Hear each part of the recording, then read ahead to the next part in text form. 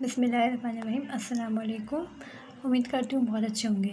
तो यहाँ पे अब हम चैप्टर स्टार्ट कर रहे हैं इन्वेंटरी वैल्यूएशन। ये तमाम जो बीकॉम के स्टूडेंट्स हैं, एडीसी के स्टूडेंट्स हैं, बीबीए के स्टूडेंट्स हैं, उन तमाम लोगों के लिए ये टॉपिक बहुत इंपॉर्टेंट है। तो इस टॉपिक को अच्छी तरीके से समझिएगा क्योंकि आगे चल के आपके बहुत काम आने वाला है। सबसे पहले हम ये समझते हैं कि इन्वेंटरी वैल्यूएशन होता क्या है। इन्वेंटरी वैल्यूएशन देखो, आसान लफ्ज़ों में सबसे पहले तो हम ये देखते हैं कि इन्वेंटरी क्या है। इन्वेंट्री यहाँ पे जो है, इन्वेंट्री का जो मकसद है, बहुत से लोग जो है मर्चेंडाइज इन्वेंट्री जिनको पता तो होता है लेकिन उनको ये नहीं पता होता कि इन्वेंट्री बेसिकली है क्या। तो इन्वेंट्री का मतलब क्या है, अनसोल्ड यूनिट्स।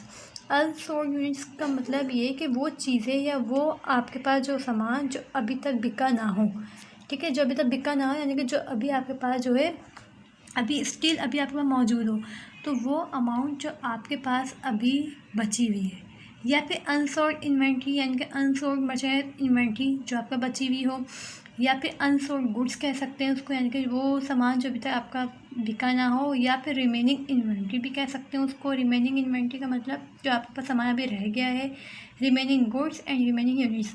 तो इन्वेंट्री का मकसद ये है कि आपकी वो चीज़ें आपकी जो फैक्ट्री है या आपका जो कारोबार है उसमें वो चीज़ें जो है स्टोर जो है, जो एक आपका स्टोर है, वेयर हाउस है, जहाँ पे आपका सामान जो है स्टोर हुआ हुआ है, वहाँ पे जो चीज़ें रह गई हैं उनको हम क्या कहते हैं, इन्वेंट्री कहते हैं।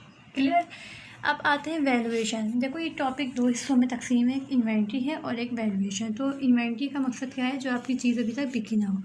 वैल्यूएशन का मतलब होता है किसी चीज़ को वैल्यू दे देना, मतलब किसी को एक प्राइस में, एक नंबर में, एक डिजिट में जो है इसको वैल्यू दे देना, वो कहलाता है वैल्यूएशन। अब इसका क्या मतलब है, distributes in different and separate value, यानी कि डिस्ट्रीब्यूट कर दिया जाएगा डिफरेंट एंड सेपरेट वैल्यूज। देखो कैसे, अब देखो यहाँ पे जब समझो मेरा एक स्टोर है, ठीक है, एक मेरा जो वेयर हाउस है जहाँ पे मेरा सामान जो है मैं ख़रीदती हूँ, मतलब मैं मर्चेंडाइज़ जो है सेल करती हूँ। मर्चेंडाइज़ का मतलब यही हुआ ना कि आप कोई चीज़ सेल कर रहे हो।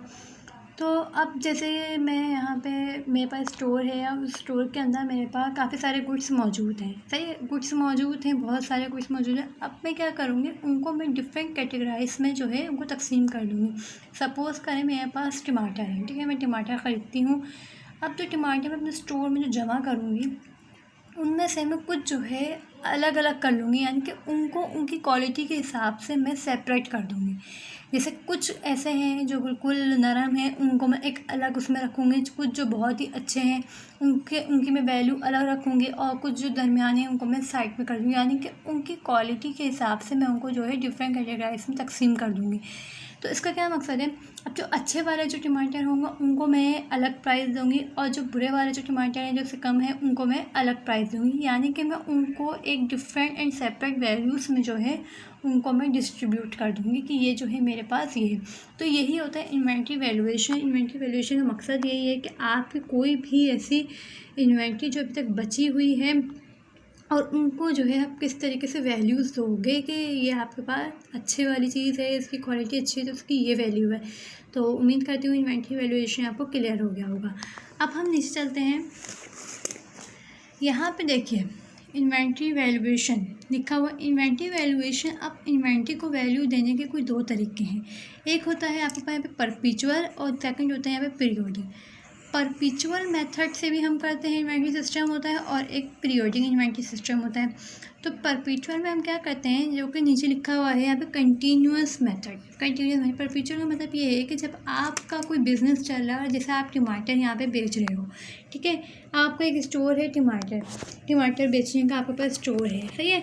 तो अब जो है टमाटर जो आप बेच रहे हो, अब जब आप ख़रीदोगे, आपने अपने जो है होलसेलर से जो आपने ख़रीदा है माल, अब जो माल ख़रीदा है उसकी एंट्री आप अलग लिखोगे, और जब आप सेल करोगे तो उसकी इन्वेंट्री आप अलग लिखोगे, यानी कि जब जब आपकी ट्रांजैक्शन होगी, जिस दौरान आपने ख़रीदा और जिस दौरान आपने बेचा, उसकी लगातार यानी कि डेली जो है आप उसको अपडेट करते रहोगे। डेली जो है अपनी ट्रांजैक्शन को आप रिकॉर्ड कर रहे हो, तो इसलिए जो है ये होता है परपेचुअल, यानी कि रेगुलर बेसिस में आप अपनी इन्वेंट्री को रिकॉर्ड कर रहे हो, कब सेल हुई और कब परचेज हुई। सेकंड जो है यहाँ पे है आपका पीरियोडिक। पीरियोडिक मेथड का मतलब होता है at the end of the period, यानी कि आपका जैसे मंथ आपका, जैसे मेरा जो पीरियड जो एंड हो रहा है, मेरा जो अकाउंटिंग पीरियड जो एंड हो रहा है साल का, वो जैसे मेरा जनवरी टू दिसंबर है।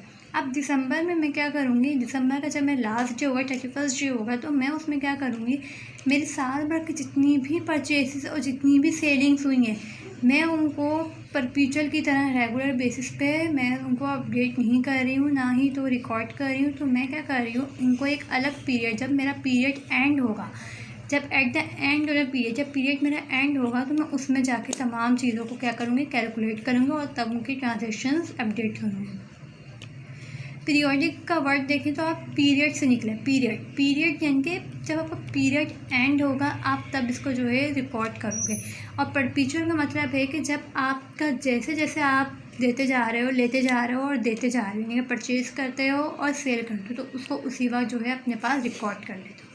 तो ये दो मेथड्स हैं, एक होता है उसी वक्त कंटिन्यूस मेथड, यानी कि अपनी इन्वेंट्री जब बेचो और जब ख़रीदो तो उसको उसी वक्त रिकॉर्ड करो, और एक होता है पीरियोडिक, यानी कि जब आपका मंथ या आपका पीरियड या आपका वीक जो भी एंड होगा, आप उसको जो है एंड में रिकॉर्ड करोगे। क्लियर। अब थ्री टाइप्स ऑफ कैलकुलेशन हैं, थ्री टाइप्स ऑफ कैलकुलेशन। अब परपेचुअल इन्वेंट्री सिस्टम को कैलकुलेट करने के लिए थ्री टाइप्स ऑफ कैलकुलेशन हैं। Number 1 FIFO. 3 ऐसे मेथड्स हैं जिनकी बदौलत हम जो परपेचुअल इन्वेंट्री सिस्टम को हम करेंगे रिकॉर्ड। सबसे पहले आपके पास थ्री टाइप्स ऑफ कैलकुलेशन में नंबर 1 है फीफो, FIFO। फीफो लोग इसको फाइफो भी पढ़ते हैं, लेकिन खैर आपको जो पढ़ना है फीफो पढ़ें या फाइफो पढ़ें, बात एक ही है।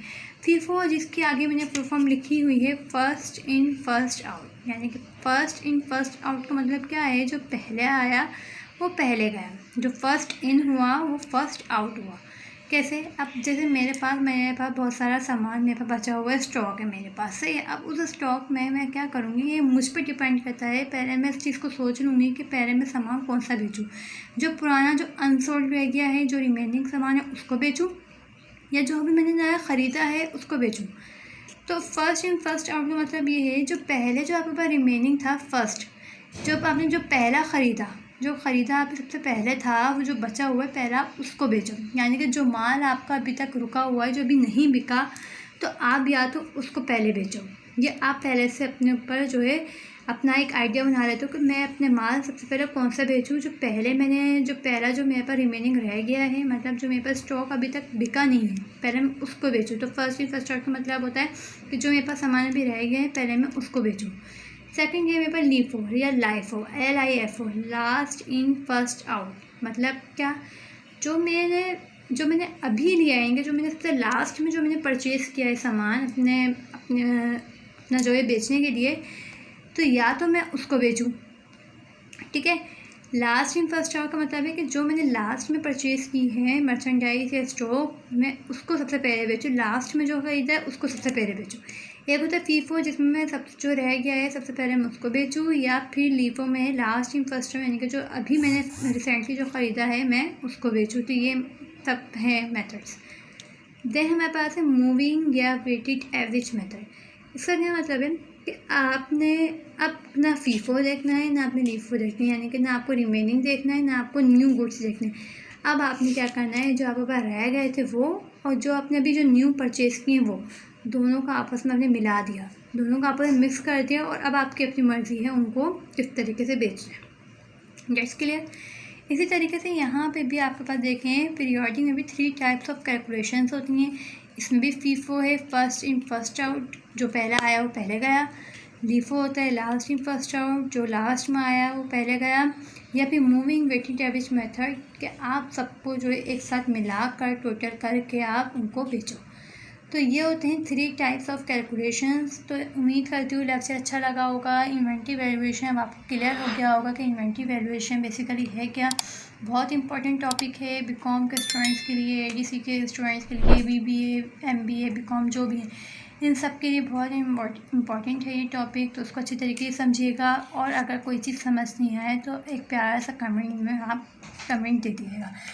तो उम्मीद करती हूँ लेक्चर अच्छा लगा होगा। बाकी आगे की डिटेल्स इंशाल्लाह नेक्स्ट लेक्चर में बताऊँगी, बहुत सारी दुआओं के साथ। अल्लाह हाफ़िज़।